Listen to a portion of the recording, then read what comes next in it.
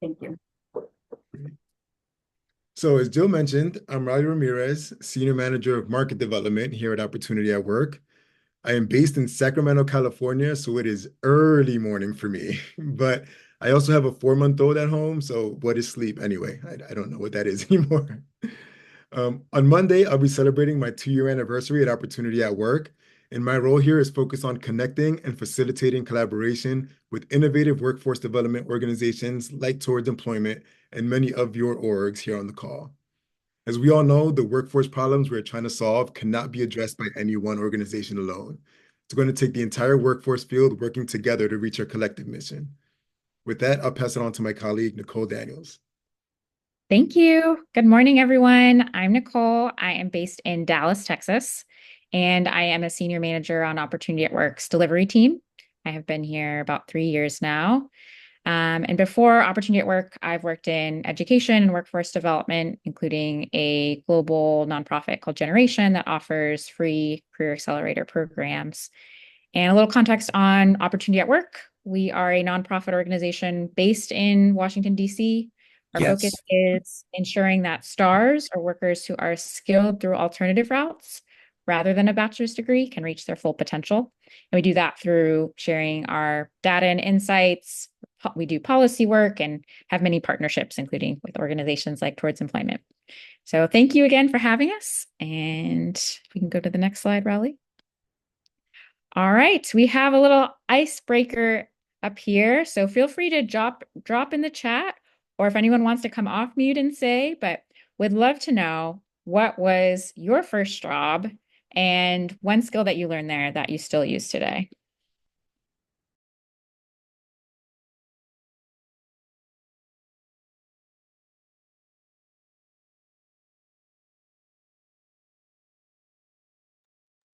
I'll jump in and say my first job was as a babysitter, and that definitely taught me lots of multitasking.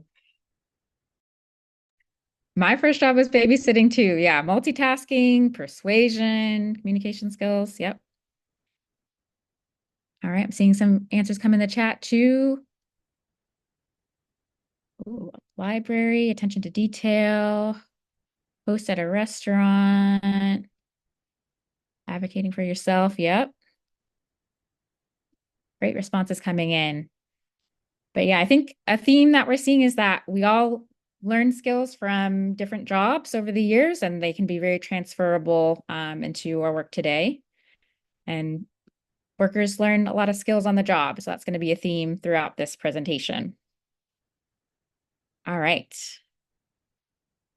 So we wanted to start our presentation here. Opportunity at Work, we often hear the same thing again and again from employers. They have roles they're struggling to find talent for, who have the right skills.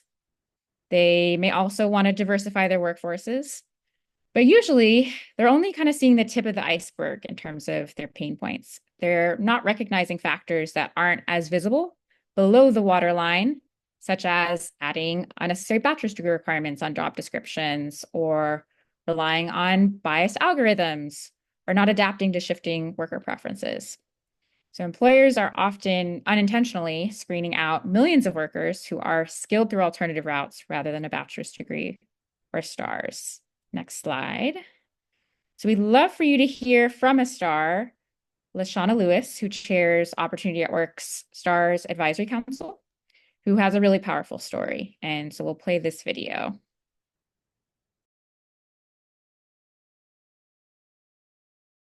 Oh, I'm not hearing the sound. I'm Lashana Lewis. I am CEO of Lewis Consulting. I don't have a college degree, but I'm a computer geek. Lashana grew up in East St. Louis. She had a passion for computers, but she wasn't able to get a college degree. And because she didn't have a college degree, she couldn't even get an interview for a tech job, despite her coding skills. So she was working as a bus driver. I've been working on computers since I can remember, but I always found myself in low wage jobs. And then I always got pulled into doing jobs and duties that are mid to high salary range. So I was able to find a program called Launch Code to help me. And from that, I ended up getting a full-time position at MasterCard, working as an engineer there. After MasterCard, I did start my own business, but at the same time, I got offered a position as a CTO of a startup and director of aerospace IT at a different startup. Not everyone has a four-year degree or can afford a four-year degree, but everyone should have an opportunity. So maybe we need to look past the pedigree and look more at the skill base. And that's what the STARS movement drives home. STARS are skilled through alternative routes. There are millions of stars like me just waiting to work, and all they need is an opportunity. Let someone take the first step in changing your company or your organization into something that's more aligned to where the future is going to be. My name is LaShawna Lewis, and I'm a star. Value potential over pedigree and join the STARS movement.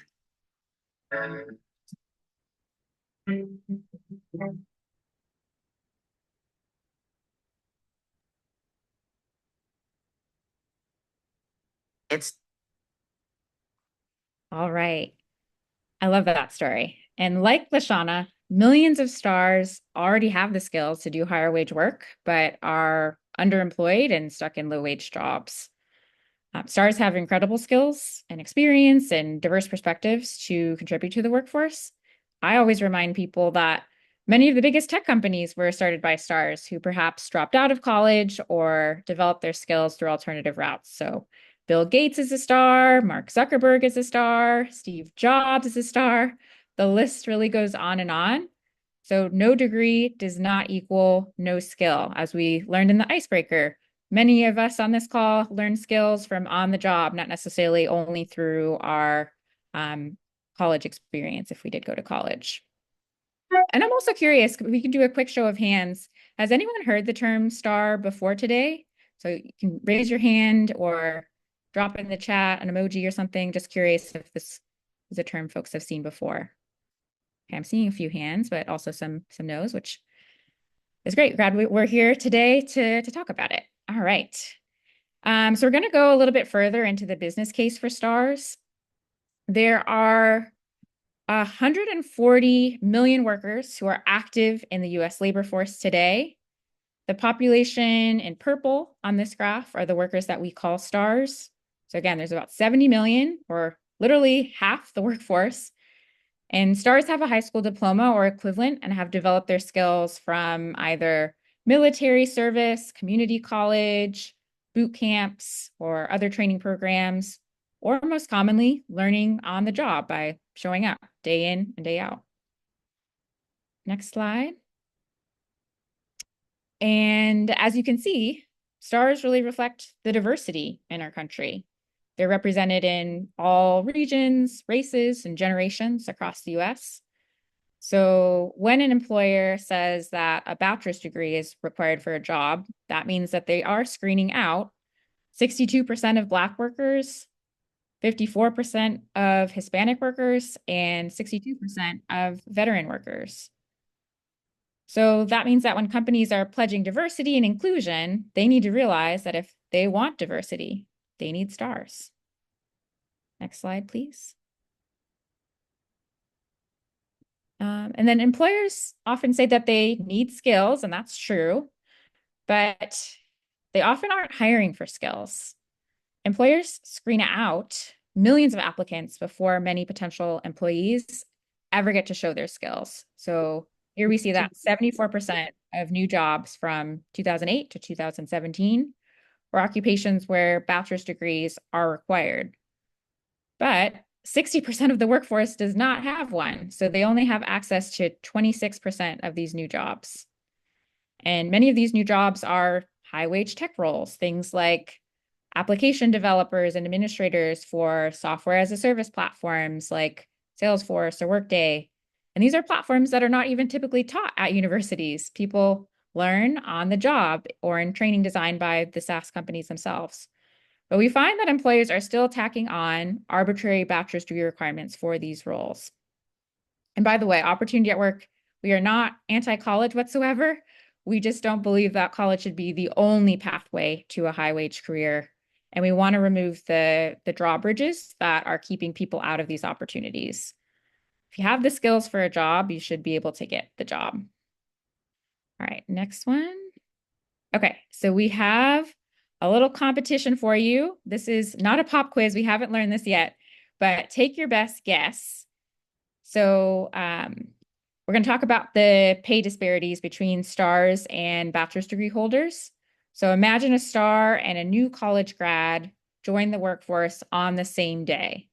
How many years does it take the STAR to catch up to the bachelor's degree holder's starting wage? So either drop in the chat your guess or say it out loud, but how many years does it take for the STAR's pay to catch up to the college grad starting pay on day one? Whoever gets the closest guess wins bragging rights. Let's see, 5 years, 12 years, 4 years, 10. Any more? 14, never, oh no.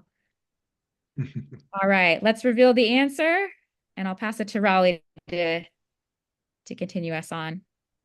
So there's some really good guesses in the chat.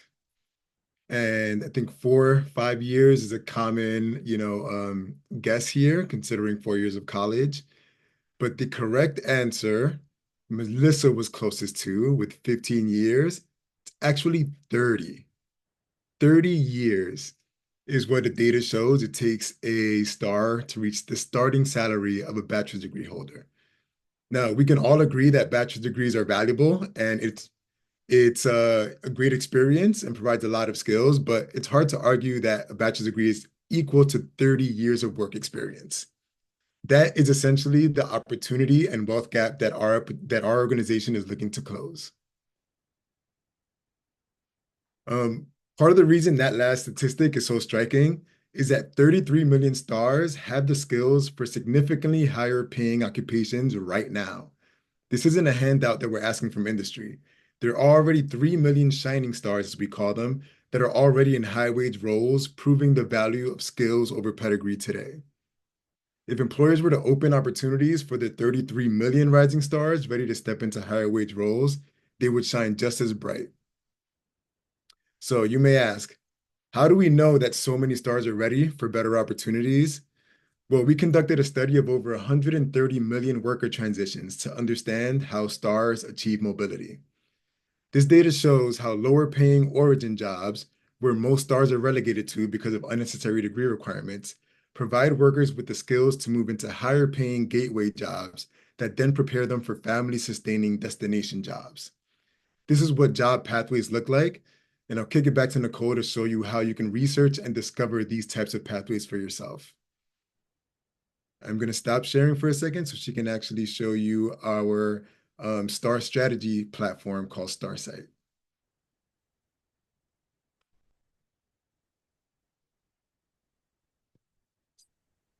All right, you're seeing the screen right now, right? Yep. Perfect. Okay. I am going to give a demo of our StarSite tool, and we're going to be looking at Ohio STARS data as well. By the way, we recently went through a name change. So StarSite was formerly called StellarSite. So if you hear me accidentally say the wrong name, that is why. But StarSite is our dashboard that aggregates the latest US labor market data and STARS data, helping companies create hiring strategies that focus on skills over degrees. And the data here is also rich for workforce development organizations. StarSite leverages multiple data sources, including the US Census Bureau, ONET, Lightcast, as well as Opportunity at Work's STAR Mobility Model. So I will jump into the demo, and you're welcome to follow along in StarSite right alongside me. So you can go to starsite.org. Maybe Rauly, you can drop the website in the chat. And you can create a free account. So you heard me right. It is free to sign up and access all of this data. You'll have the option to do a single sign-on with your LinkedIn account. That is how I do it because I am pretty awful when it comes to remembering passwords. And when you do log in, you will see a US map, much like this, and it shows a snapshot of STARs across the US. But the really cool part about StarSite is we can look at the data by state, by county, by metro. So we'll be playing around with it. So first, I'm going to just click on Ohio. and I get to see some of the demographics for the state.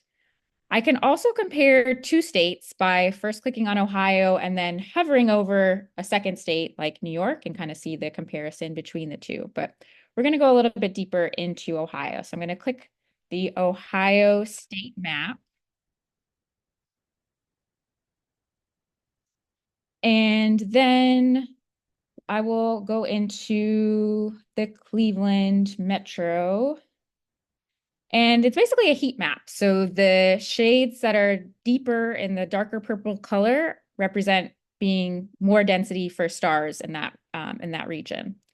So pretty helpful for maybe employers that are trying to figure out like where stars are concentrated to focus their recruitment efforts, or maybe for workforce development training programs to think about where to hire stars from. But yeah, we see some data. We can look also at each individual region, understand a little bit about the demographics in these different areas as well. I'm going to continue scrolling down this page and see more information about stars in Cleveland. So here we're seeing the breakdown in the three categories that Opportunity at Work has for stars: the forming, rising, shining stars. We get to see the breakdown for that in Cleveland. And then we'll also take a look at some of the in-demand jobs for stars in the Cleveland area. So we'll see some of the top job titles, the median wages, how many open roles there are, and also some of the top employers. And we can kind of hover over those employers and see a more expanded view as well. We'll see the percentage of stars who are in this role now and the percentage of roles that don't typically or don't have a bachelor's degree requirement. So how star friendly these roles are. So helpful information for training programs, workforce development programs, thinking about or considering which programs to offer in the future, and maybe also seeing some potential employer partners to reach out to that align to that training program as well. So for the sake of time, I will take us to the next tab in StarSite, which is the Compare tab. And this is my favorite tab, I think. I used to have roles where I would recruit talent and source talent. And I think this tool would have been really helpful at the time to think about sourcing strategies, roles that might be similarly aligned that have transferable skills. So what happens in this tab is you can choose a role. So there's a pick list to choose from. And we'll just go with general and operations managers as an example. And we'll see that there are currently about 7,500 workers in the Cleveland market in this role. And almost 3,000 of those workers are stars. So that's a good start. But as we know, stars are half of the workforce. So really, there's some work to do to get that number up and make this career path more inclusive for stars.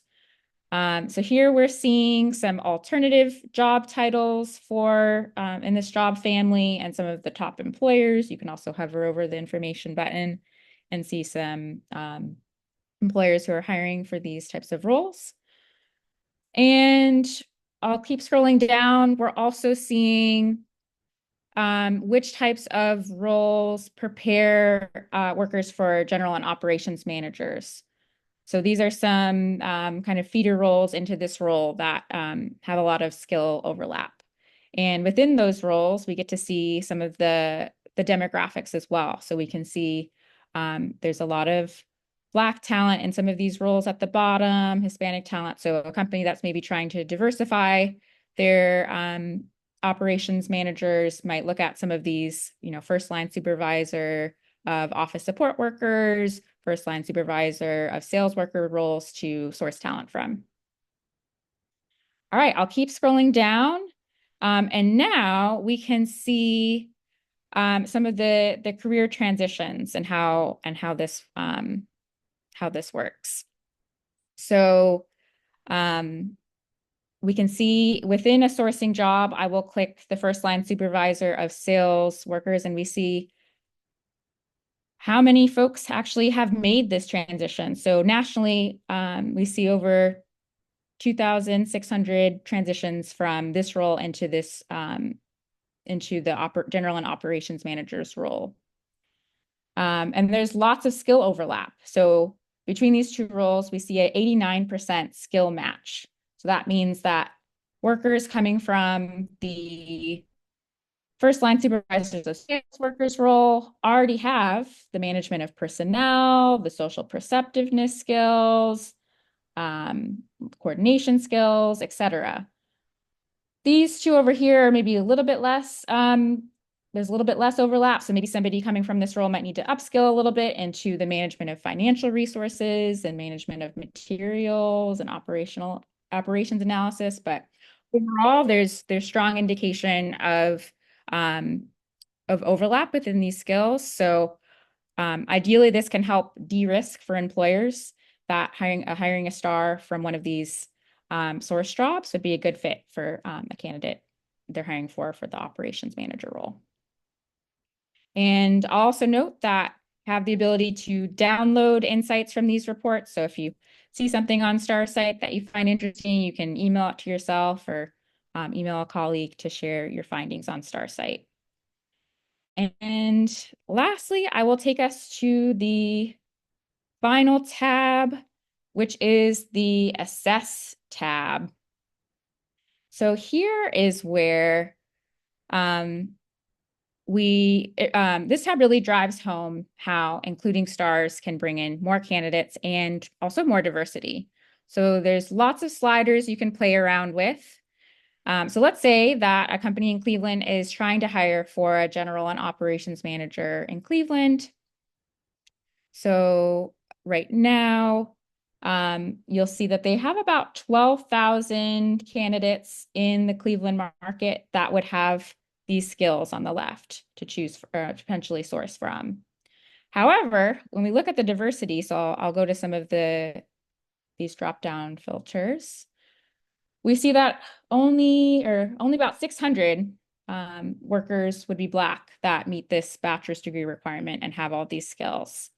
If I look at Hispanic workers, only about 900. So not a lot of diversity in that talent pool. But here's what can happen if we open up the talent pool to stars. So I'm going to change the educational requirement to high school diploma GED. And then I'm going to update the talent pool. I'll actually go back to, okay, change that and go back to look at the talent pool now. Now we've really increased the talent pool. We have almost, we have over 38,000 workers in the Cleveland area now that we can source talent from. And when we look at the diversity filters again, oops, hold on, let me update it. Now we have over 5,000 Black workers we can source talent from.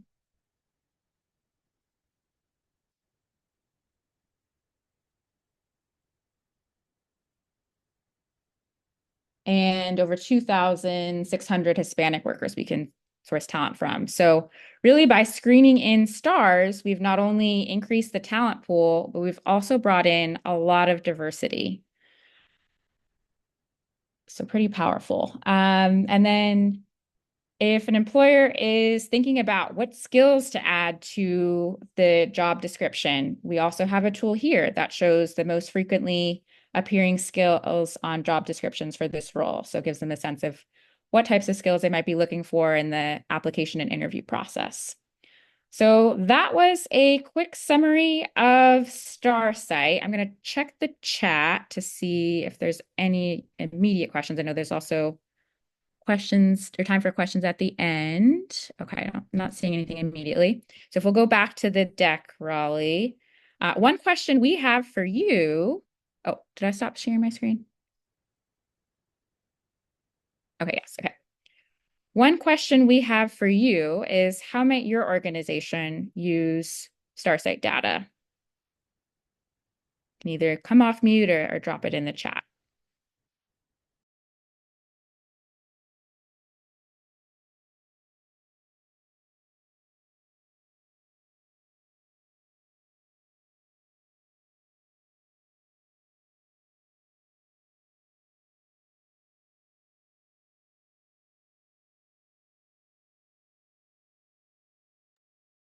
great. I'm seeing Melissa responded in hiring as well as with students and employers in our program, and having data behind career maps and paths that our participants are considering will be very useful. Oh, that's great to hear.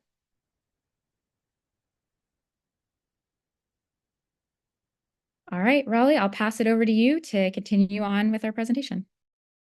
Great, thank you. One thing I want to add here, StarSite is really a fun tool to just play around in. You can look at a category of jobs and see what jobs, what origin jobs prepare people for those roles, and then what jobs they can go into after that. So, showing the pathways. But you can go in either direction, right? So if you start at managers, you can see what jobs prepare people for managers. Look at that job classification, and then you see all the jobs to prepare people for those roles, right? So you can really map out a full pathway and think about down the line how you can find workers that are usually overlooked in the traditional hiring process. So again, we encourage everybody to go to starsite.com, sign up for free, just play around with the tool.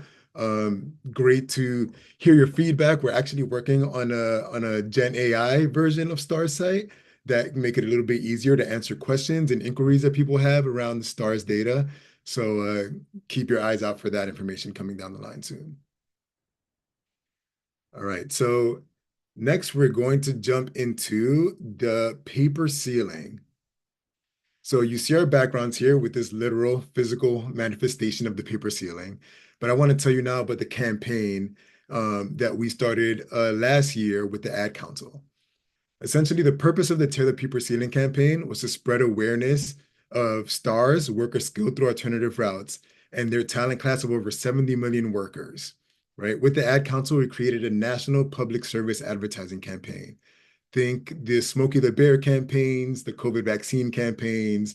This is what the Ad Council does, and they chose STARS as their main focus for this set. Actually, I think it's a 3-year campaign that we have running with them. We're in year 2 right now.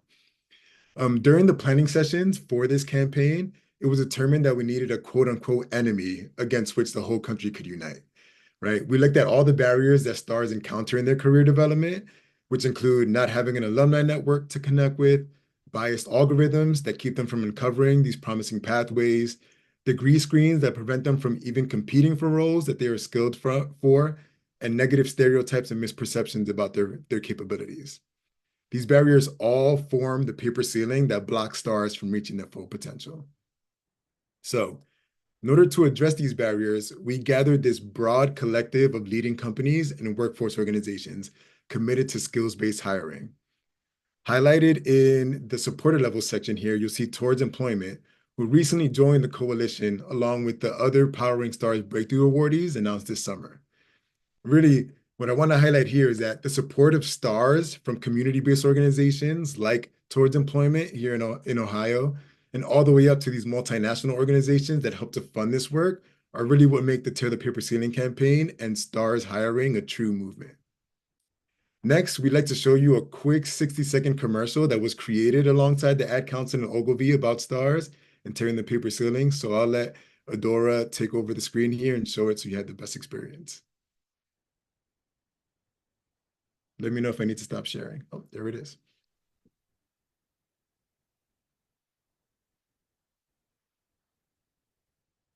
Most hiring algorithms would scream me out. Some bosses couldn't see me as a leader. I've run this place for 20 years, but I still need to prove that I'm more than what you see on paper.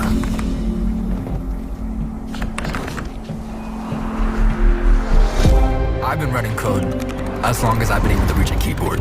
This is what I do. It's second nature for me, coordinating 100 details at once. That's the way my mind works. I have a very mechanical brain. I sold them on my skills. You gotta be so good they can't ignore you. My magic is Analytics and empathy. That's how I'm getting clients. You have to have the confidence in yourself to show up and defy the odds. I'm more than who I am on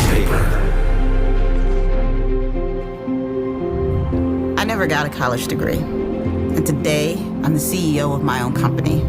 People want to tell me I'm one in a million, when actually I'm one of millions.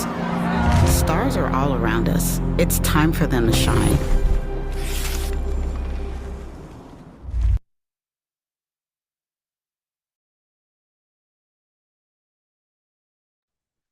Thank you, Adora. As you can see, we love Lashana Lewis at our organization. She's just such a shining example of what stars bring to the labor force. So let me jump back into the presentation and do another quick question. Feel free to come off mute if you like, or post in the chat. Did anything from the commercial resonate with you? Does it remind you of any stars in your life? Really just want to know how this impacts folks here.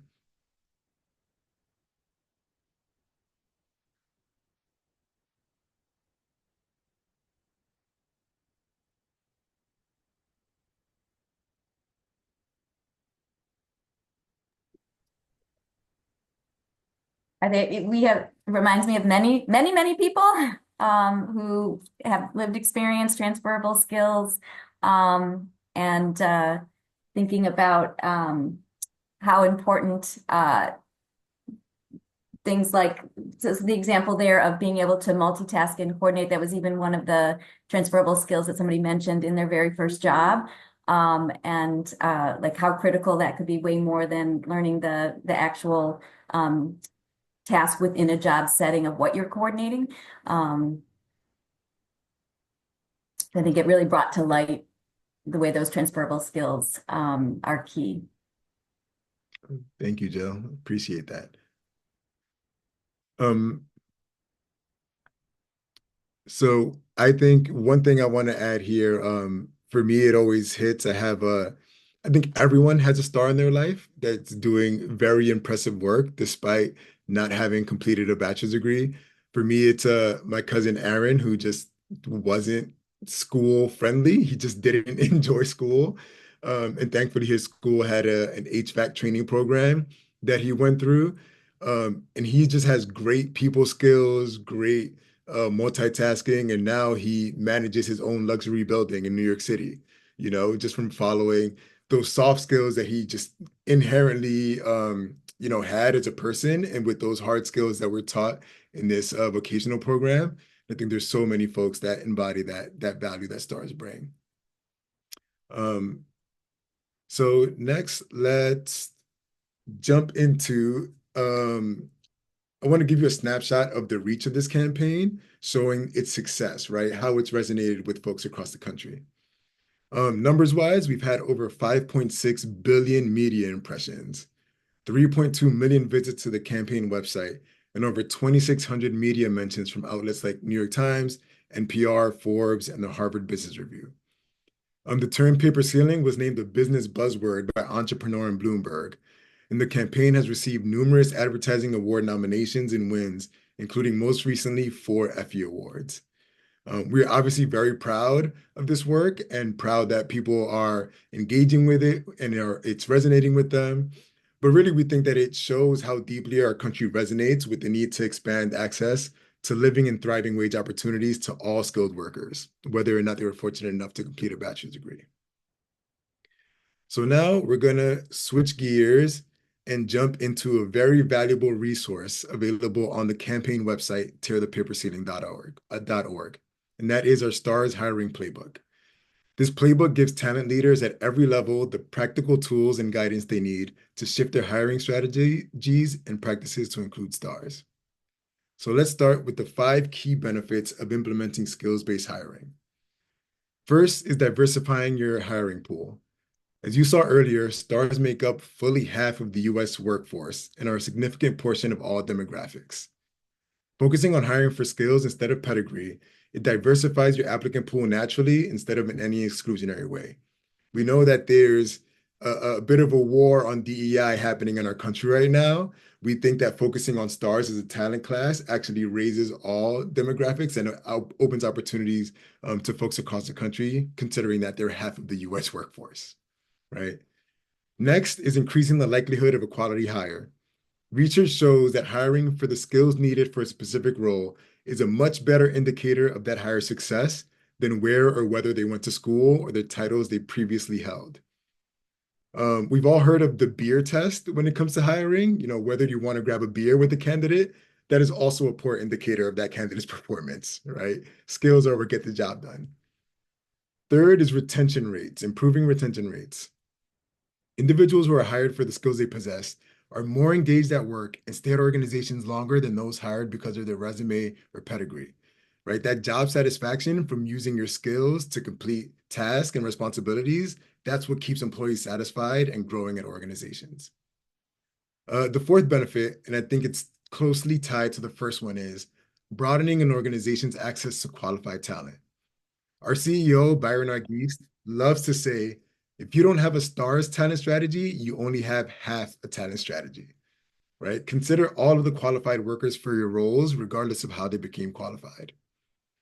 And fifth, the fifth key benefit of skills-based hiring is that it positions your workforce to be more competitive in the future, right? More quality hires from more diverse backgrounds who are more engaged in their work makes your company more successful and more attractive to future employees. It's really a virtuous cycle here.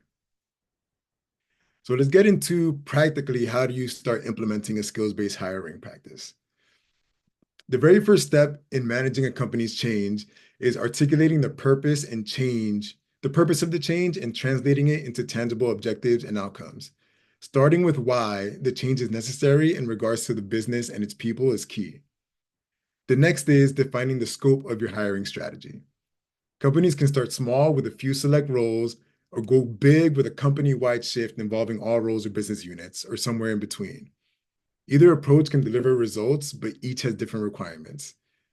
It's important to identify the roles that are well suited for skills-based hiring, the ones at the intersection of the highest need and hardest to fill roles, and those proven pathways for STARS that Nicole demonstrated earlier.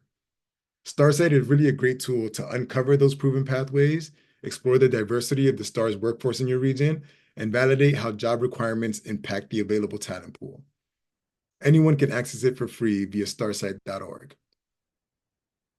Let's go on to the next slide here and think about what comes next. Once you've established the purpose and scope of implementing your skills-based hiring, you need to rework those traditional job descriptions, right?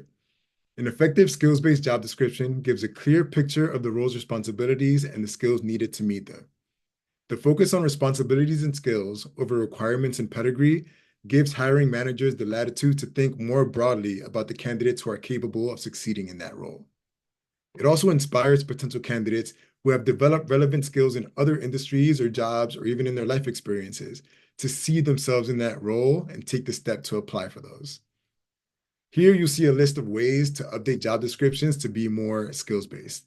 I won't read them all, but some of the main ones are differentiating between required and preferred skills, using easy to understand inclusive language instead of technical jargon, and instituting intentional regular reviews of job descriptions to eliminate biased language and ensure accuracy for those roles.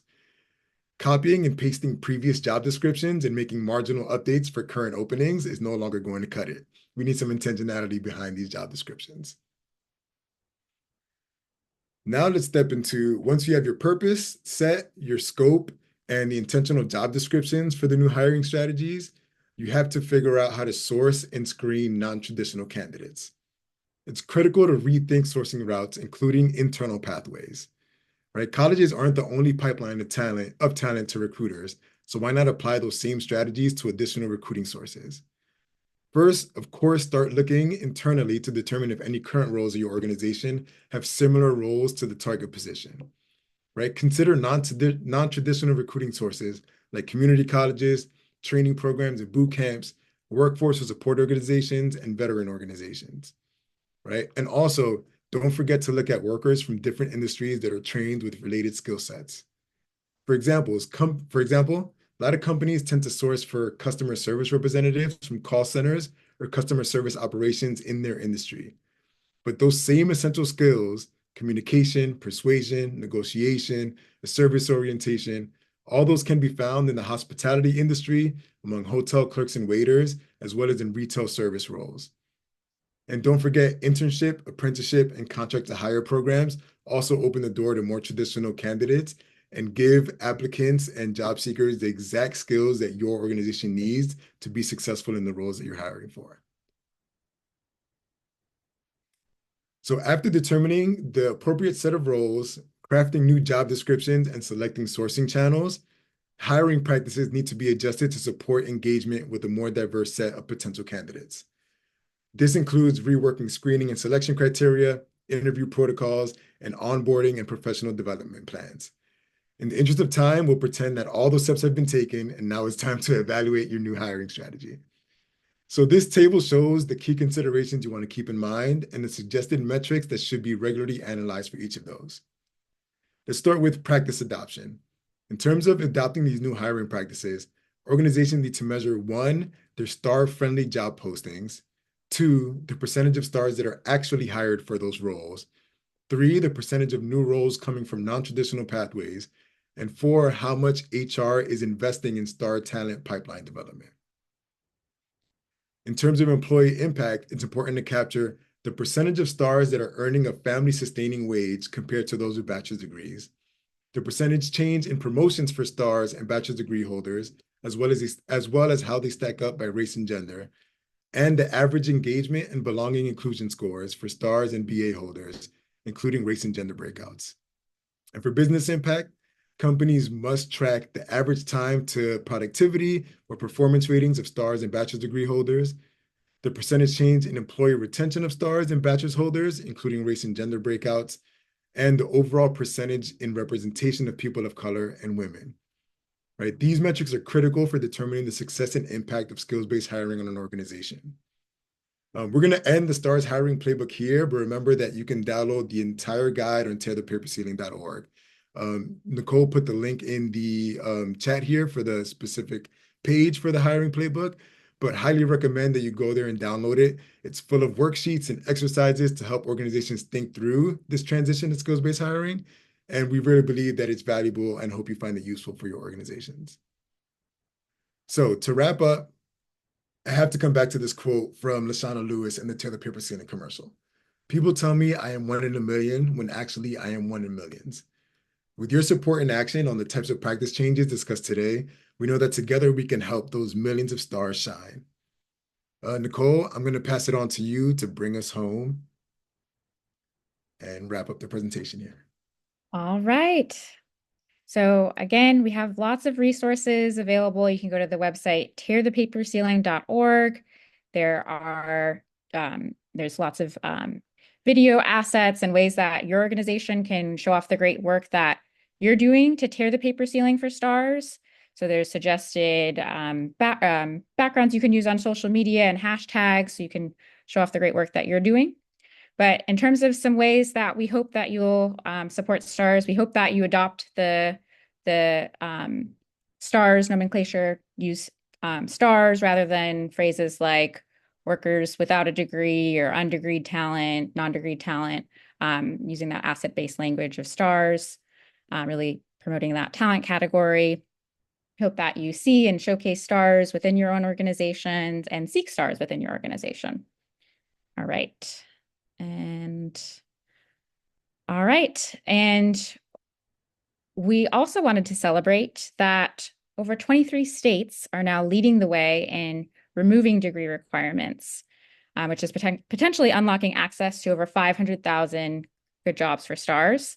So as you can see on your screen, there's been 8 different states that have passed legislation to remove bachelor's degree requirements from particular state jobs at the state government level. And also 15 states have signed executive orders or administrative authority to try to get more STARS into state government jobs. So Ohio is one of those states. So really excited about that. And I will pass it over to Ohio to share more about the great work that they're doing. So if I could jump in before we shift over to Kitty, maybe we could pause. I got one quick question in the chat, but others may have clarifying questions for Opportunity at Work before we dive into Ohio. Are there particular communities who you work with that do this well? And I think that question came when we were on the slide of, if you want to go back, Rauly, a couple slides back.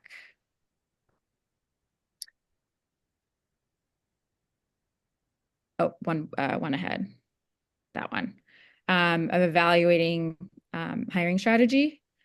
I believe that's when that question came through. Brian, if you want to jump in and clarify, come off mute and. Yeah, that's when I asked it. I think the map helped answer that question too, but this was what I was specifically referring to.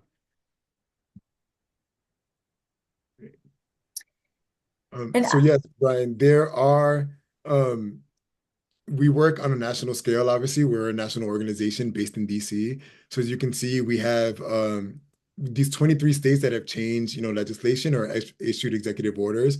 Some of them we work with directly, others we work with indirectly through, for example, the National Governors Association, to help kind of inform that practice change. And we also have quite a few number of partners that are part of the Tear the Paper Thinning Coalition that help organizations and state agencies really implement this practice change into skills-based hiring. So happy to share more. If you're interested, feel free to reach out to me or Nicole here, and we can give you more information. But yes, we do some of that practice change informing directly ourselves, and some we actually put folks in contact with our partners from the coalition who do that work specifically. And I have a question, and some of this I think Kitty may be touching on, but the analyzing of the jobs to identify the specific skills, lifting them up, and then is there a tool that you use to do that? And then the matching, right, of the candidate to those skills. Some of the transferable skills are how to measure them can be difficult. And so what is this strategy or the guidance to employers for once you identify those skills, what is the tool, what are the tools to then do the matching? Another great question. I think first of all, it's important to note that every organization is different, right? And the way they're going to go about implementing this change is going to be unique to their specific needs.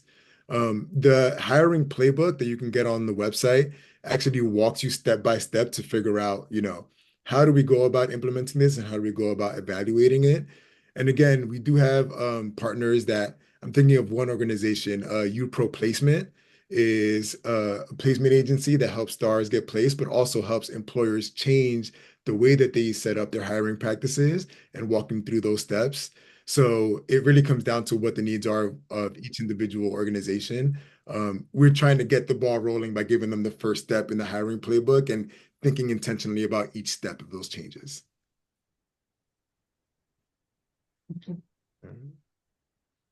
Thank you all for your attention today and participation. Really appreciate it.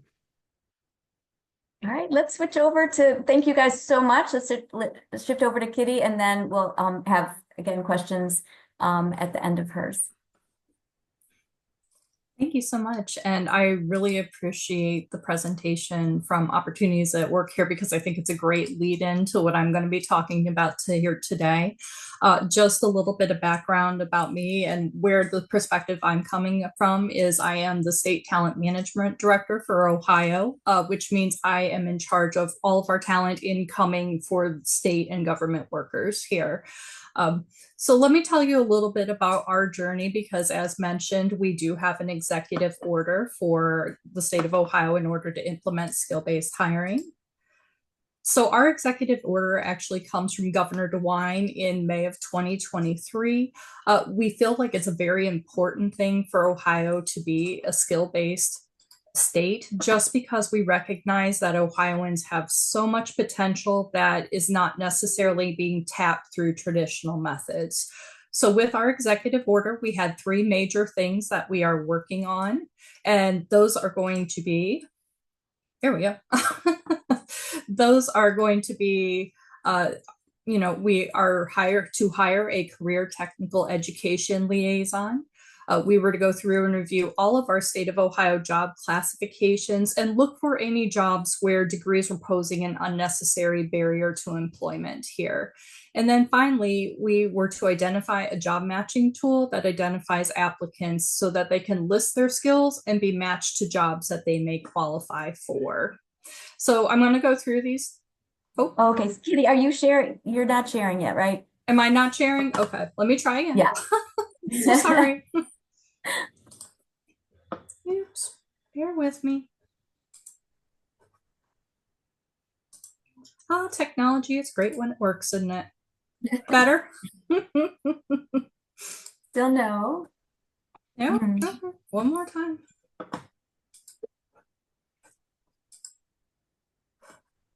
All right.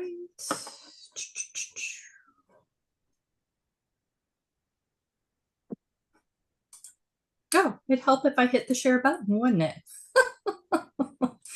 This is a live show, folks, so just so you can tell. I was looking for it. I was going to send it to Nicole. All right. Looking all right here? Perfect. Okay, so again, we're excited to have Governor DeWine's support in our skill-based hiring. So let me talk to you a little bit about what we are doing here. So first off, we were to hire a career technical education liaison. For those who maybe aren't familiar with career technical education, what that is at the high school level, and sometimes for adults, we have specialized skill training operations to be able to help upskill folks either as they're coming out of high school so that they have the skills needed to immediately go to work, or in adult education where people can go back, get some additional training, and be able to move into jobs. These are typically going to be shorter term types of training operations and no degree required. So we were happy this year to welcome Amy Cavazos to our team. Amy loves to connect with people, so I have gone ahead and put her email address on there. Please feel free to reach out to her. She's also here today, so you might catch me tapping into her expertise.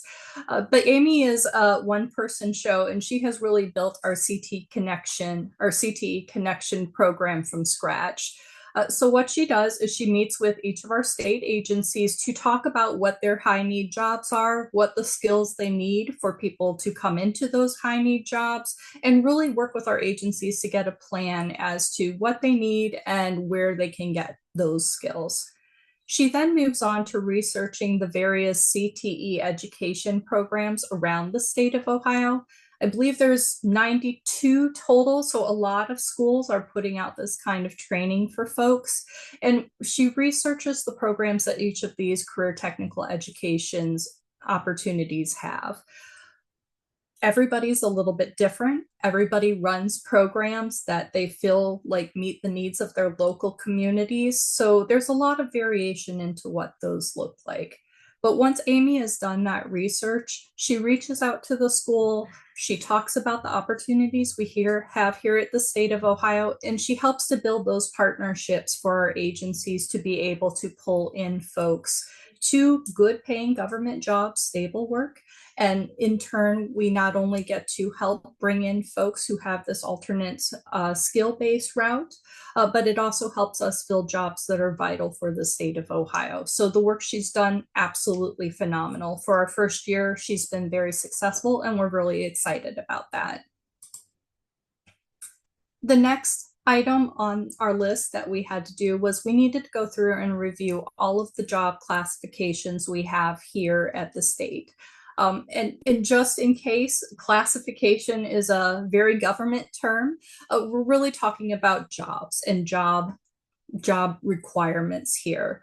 So on our initial run through, we went through and evaluated almost 1,700 jobs available at the state of Ohio. So many, many jobs. We were delighted to see as we went through that review process that 84% of our jobs actually don't have an explicit degree requirement. So right out the gate, that was very exciting. We do have, of course, about 16% of our jobs. And when we looked at those, there was a couple of reasons why we have degree requirements for those. In some cases, it actually calls out a specific degree. In some cases, you see things like it requires a licensure, but when we looked at the licensure, the degree is actually required to get that licensure. In evaluating these positions, they tend to be jobs that require a high level of public trust. With us being a government organization, we have to be, a little judicious around that. Think about if we have a doctor who is maybe in a prison providing care to inmates. We want to make sure that those people have the appropriate level of education and skills to be able to take care of those incarcerated individuals, right? Think about if you are driving on one of our roads here in the state of Ohio and you go over a bridge. we need to make sure that the folks who are building those bridges and inspecting those bridges have the appropriate engineering skills to be able to do that kind of work. So we did determine through the course of this review that although we have some jobs that require degrees, in those cases they were necessary. We did find, I believe it was 3 job classifications where there was a degree requirement and we determined that that was unnecessary. We happily were able to adjust those and no degree requirements left on those particular jobs.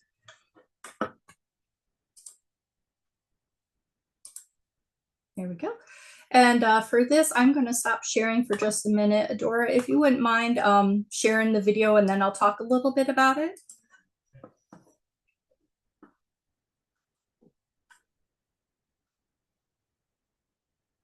And then we'll see if I share faster the next time. I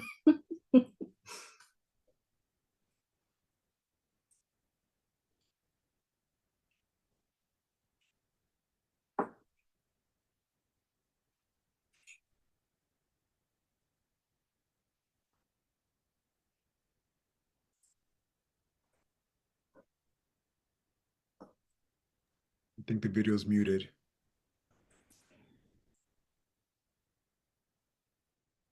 Thank you for that. I wasn't sure if it was just me.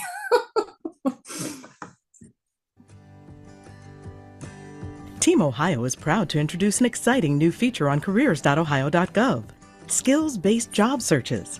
As part of Governor DeWine's executive order establishing the state of Ohio as a model employer for skills-based hiring practices, the new skills-based job search feature makes it even easier for applicants to find positions they may be qualified to fill based on their technical and professional skills.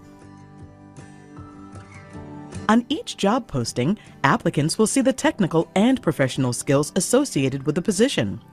Technical skills are teachable, measurable abilities that are needed for specific roles. Professional skills are developed qualities that impact how you work on your own and with others. In order to use this new feature, you need to create an account with careers.ohio.gov if you don't already have one. Once you've created an account, begin customizing your profile. In the Job Skills section, specify at least one technical skill. You can add and remove skills as needed. Once you've started your skills profile, you can view your recommended matches by selecting Jobs Matching My Profile. The jobs you see here are the state of Ohio positions currently available, matching your job skill and location preferences. When you click Apply, the skills from that job will be automatically added to your skills profile. You can modify these at any time. In addition to the job matching tool, you can also search for positions by skill on the main search page using the keyword search or the job skill filter on the left-hand side. This new tool advances the mission of the state of Ohio to promote a strong and diverse workforce that reflects the talent and potential of all its citizens. Visit careers.ohio.gov today to learn more.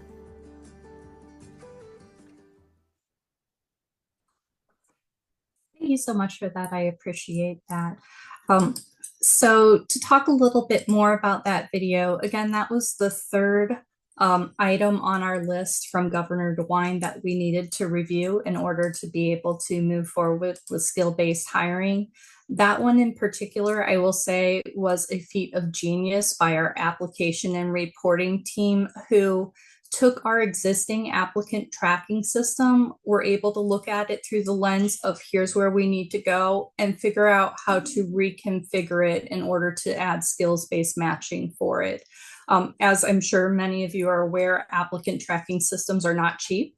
And as good stewards for the state of Ohio, we need to make sure that we're not using funds unnecessarily. So the fact that they were able to, in a relatively short period of time, just 6 months, be able to look at what we had and how we could move forward with that, really, really impressive work. I did see a question in the chat about how we determined what classifications were going to be we're going to remove degrees from. So that's kind of an interesting story. So back in 2010, there was actually Ohio Administrative Code set into law that required us not to have degrees unnecessarily by any, of our job specs. So after that time, what's happened is we have a lot of equivalency experience, equivalency statements, which means that you may have part of a degree, you may have work experience that's related. And what we really did was we started with a review of everything we had. As I said, a lot of our classifications already didn't require a degree. And of course, we adjusted the ones who did.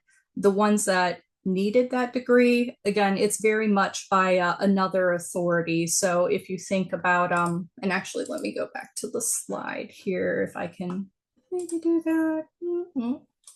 There we go. So as we're looking at the ones that did have a degree, we determined that there was 3 possible reasons where we may need those.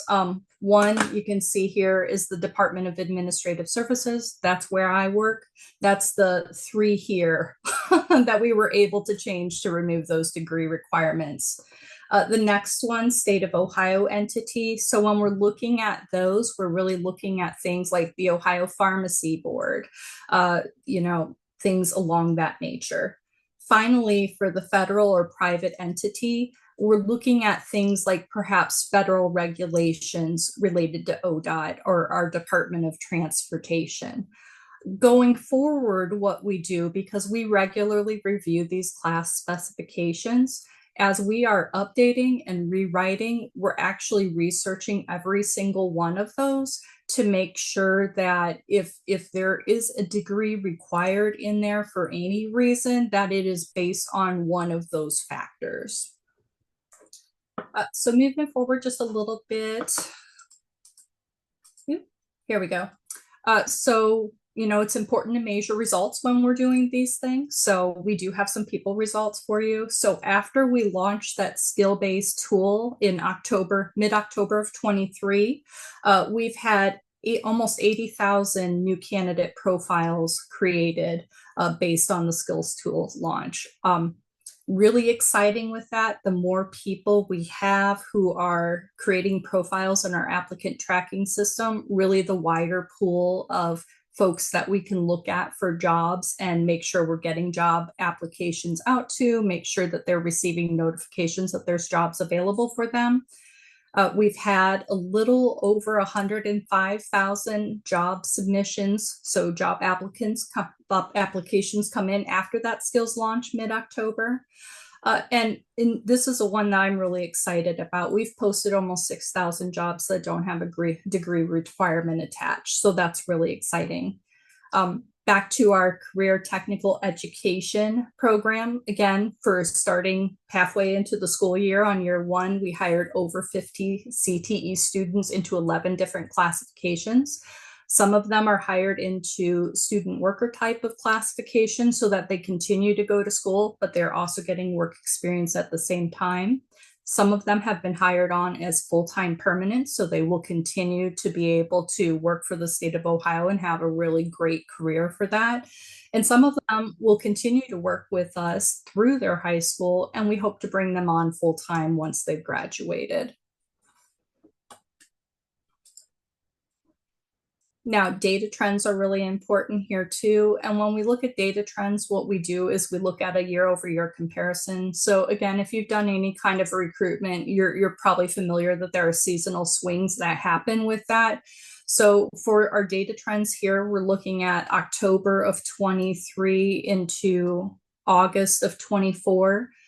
Compared to the prior period of time in previous years. So 23 to 24 for after skills-based hiring, 22 to 23 for our pre-benchmark there. During that time, we've seen an average of 6% increase in applications, which may not seem like much until you realize that we're getting tens of thousands of applications. So we've seen a pretty significant upturn in the number of people who are applying for state of Ohio jobs. 99% of our job candidates have added skills to their profile. And on average, our candidates have identified 4 skills for their profile. Overall, every application job posting we have out there, we've seen an increase in the number of applications on those job postings. And we've really selected a number of targeted jobs where, particularly for Amy's program, these are the ones that we're really looking at to see if we can move the needle. And we've seen turnover on those targeted jobs decrease by 1.5%, which again, very, very substantial when you're talking about how much it costs to onboard people and recruit people. That's really significant in terms of savings. Now, all this said, this is a journey, right? This is a big cultural change for a lot of folks. So we are not resting on our laurels here at the state of Ohio. So we continue to move forward on this path to success. One of the things we're doing with our applicant tracking system is building our skills taxonomy. Right now, we have 200 specific to state of Ohio skills identified. We continue to build that out based on feedback from each of our agencies, from what we see from our applicants as they're putting in their information. And we look forward to continuing to expand that and make sure we're matching the right skills to the right jobs. Again, I mentioned, I think we have 1,700 classifications. That's quite the project. So that is ongoing work behind the scenes there. We are currently developing a program called Recruiter Academy. And what that really is this is different from what a lot of our recruiters have experienced in the past, right? Like coming from private sector, even coming from the state of Ohio, they may not have all the language they need to be able to be proactive with hiring managers, with their leadership, etc. So by building out Recruiter Academy, we're really stressing how do we get to this end point and giving them the tools to be able to move forward with this. Retention is a really big thing that I love to talk about because it's great to get people in on the front door, but you can't out recruit a retention problem. So if you're bringing people in and they're not staying, it's just not going to work for you. So we've identified a need to explain to people how our job system works here at the state of Ohio.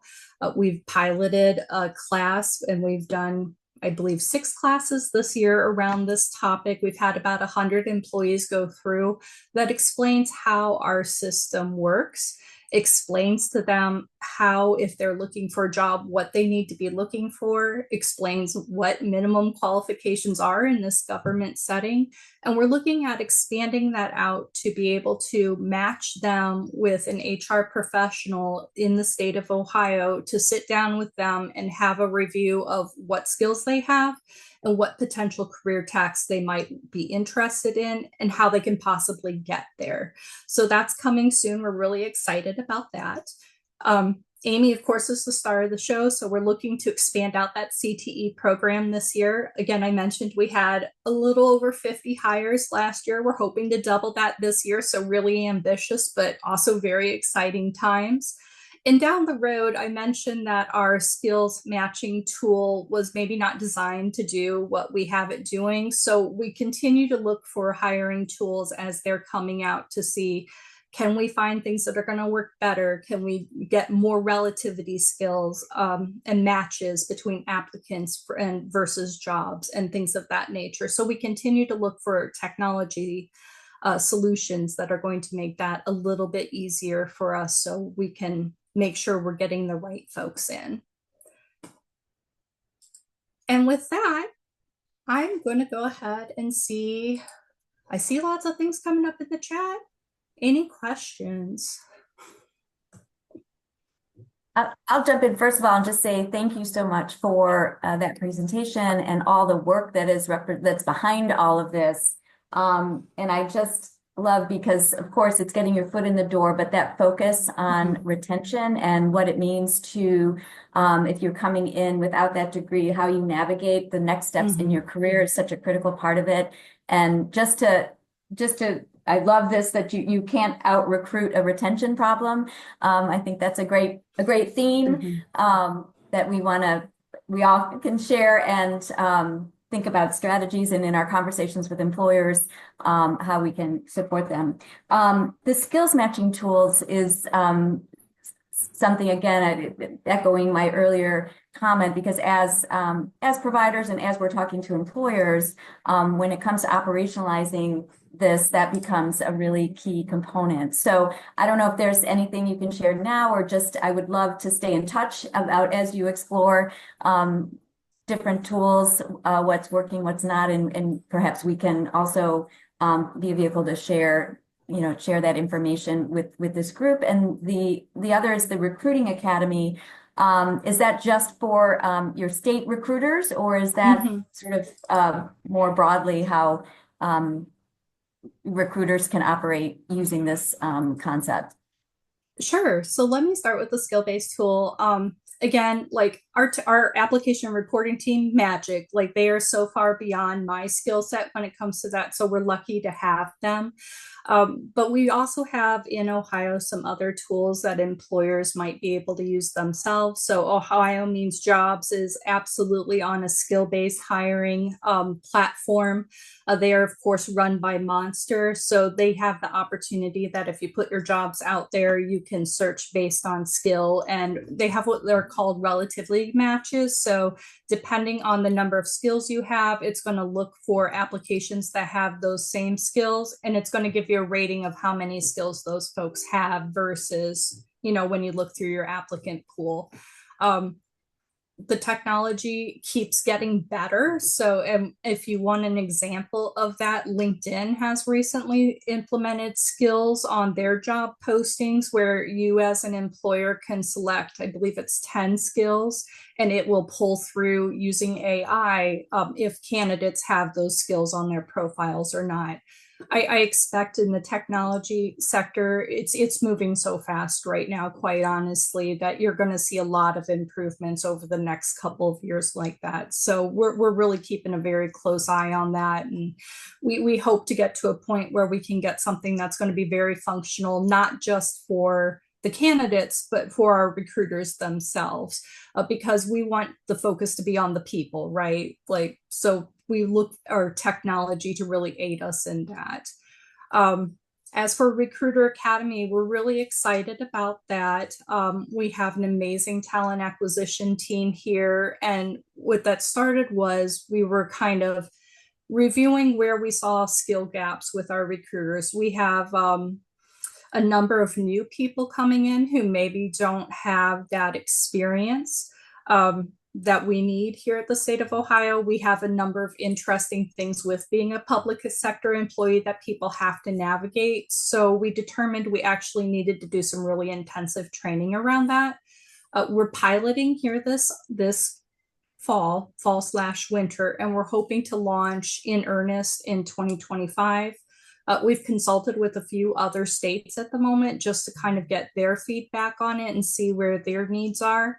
But once we get a little further down, if there's private sector entities who are interested in hearing about that or collaborating with us, we're more than happy to share those resources out. So hopefully more to come next year.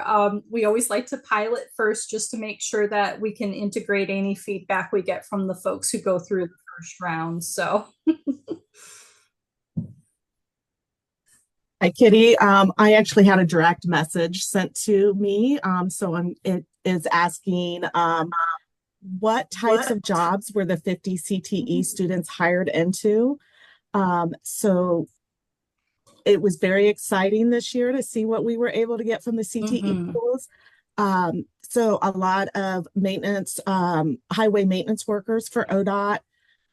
Mechanics were a huge hire for the state agencies, welders, and most excitingly, we were able to get some LPNs that completed their LPN degree through the adult CTE programs.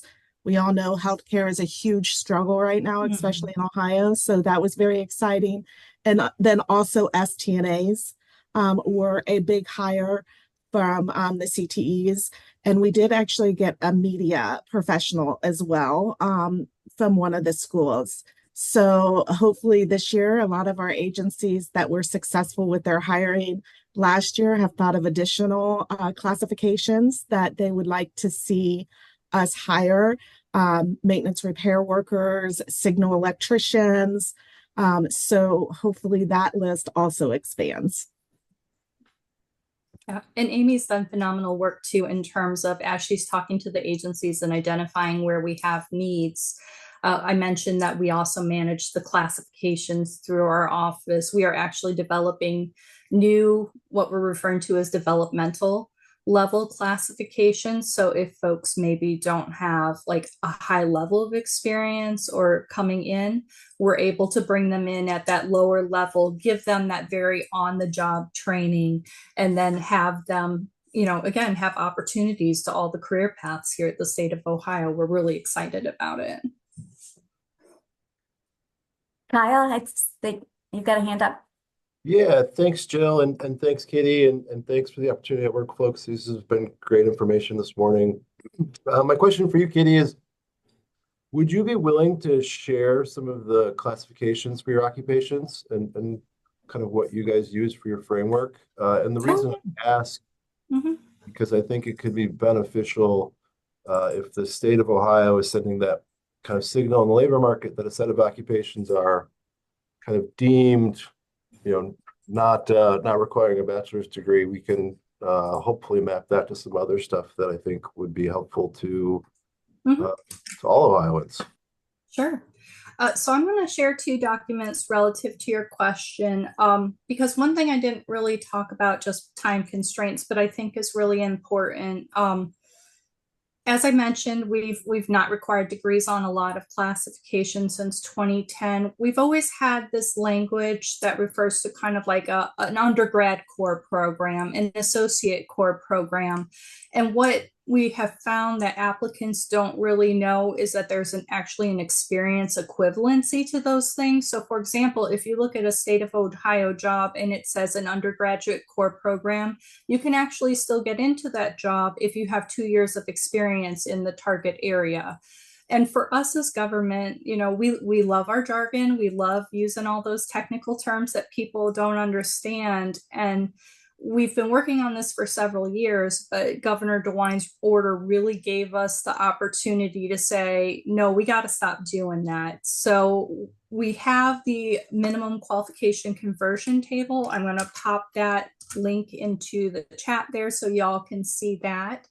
I'll pop the link to all of our state classifications. Everything is public, so you can definitely see that. But a big difference that has really been made with us is the way we're talking about our requirements. So I know the opportunity at work folks talked a lot about, you know, using accessible language, using language that's plain and easy to understand.